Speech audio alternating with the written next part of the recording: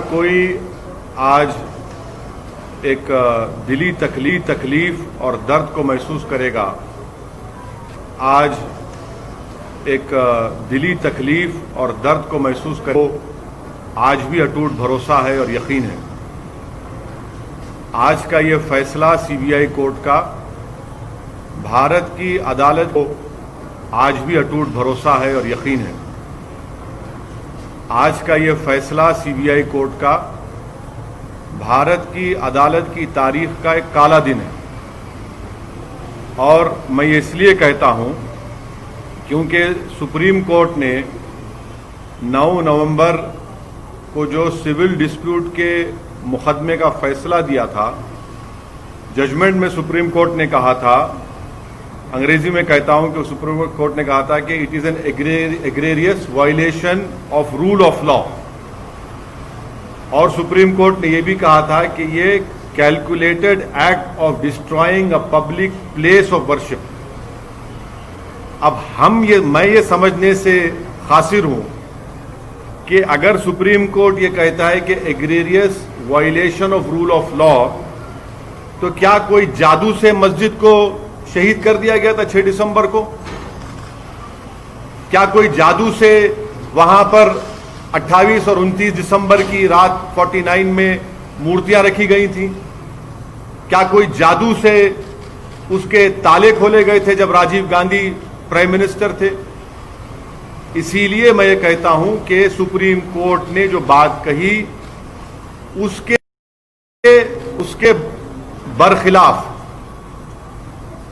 बरखिलाफ आज जजमेंट आया है। और ये मैं कहने पर मजबूर हूं कि violence page for you politically. अगर आप वायलेंस करेंगे तो आपको मिल जाएगा, क्योंकि आप अंदाजा लगाइए कि अडवाणी की रथ यात्रा जहां कहीं भी भारत में गई, वहां पर खूनरेजी हुई, मासूम लोगों का कत्ल हुआ, जायदादें जलाई गईं, खानदान उजड़ गए, बर्बाद हुए। और आज ये फैसला आता है सीबीआई कोर्ट का जिसमें कहते हैं कि वो स्पॉन्टेनियस नहीं था। तो हम ये जानना चाहते हैं कि भाई साहब, ये कितने दिन, कितने महीने लगेंगे प्रिपरेशन के लिए ताकि वो स्पॉन्टेनियस ना हो? आप बताइए ना, कितने दिन, कितने महीने लगेंगे स्पॉन्टेनियस ना हो? क्या यह बात सच नहीं है कि उमा भारती ने कहा था कि एक धक्का और दो, बाबरी मस्जिद तोड़ दो?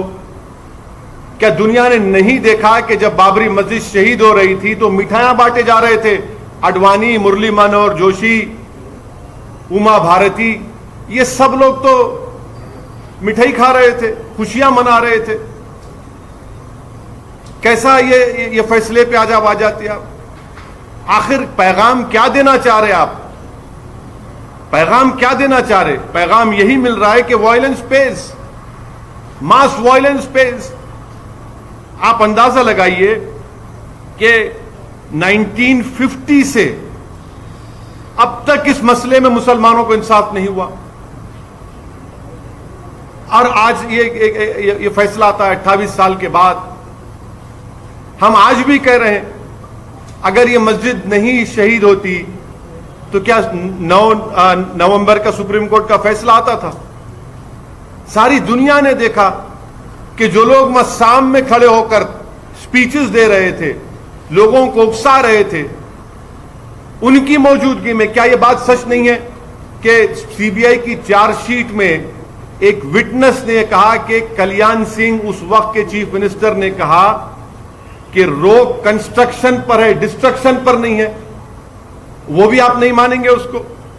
क्या सीबीआई की चार्जशीट में यह नहीं कहा गया था कि 5 दिसंबर की रात अडवाणी ने विनय कटियार के घर में साजिश रचाई? क्या यह बात सच नहीं है कि अडवाणी ने कल्याण सिंह को कहा कि उस वक्त तक आप रिजाइन मत करिए जब तक कि मस्जिद डेमोलिश नहीं हो जाती, ताकि गवर्नमेंट का डिसमिसल ना हो? क्या बीजेपी की सरकार उस वक्त की जाकर सुप्रीम कोर्ट को वादा नहीं किया था कि हम मस्जिद को बचाएंगे?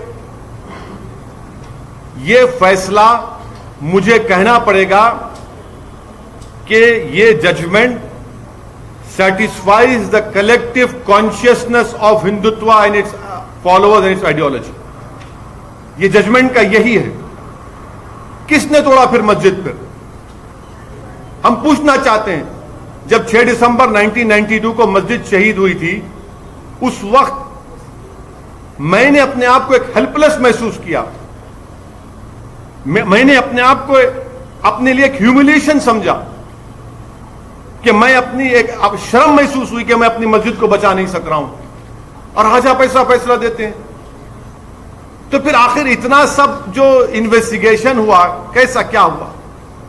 एक और बात आपको समझने की जरूरत है कि अडवाणी को हाईएस्ट सिविलियन अवार्ड दिया गया बीजेपी गवर्नमेंट तरफ से.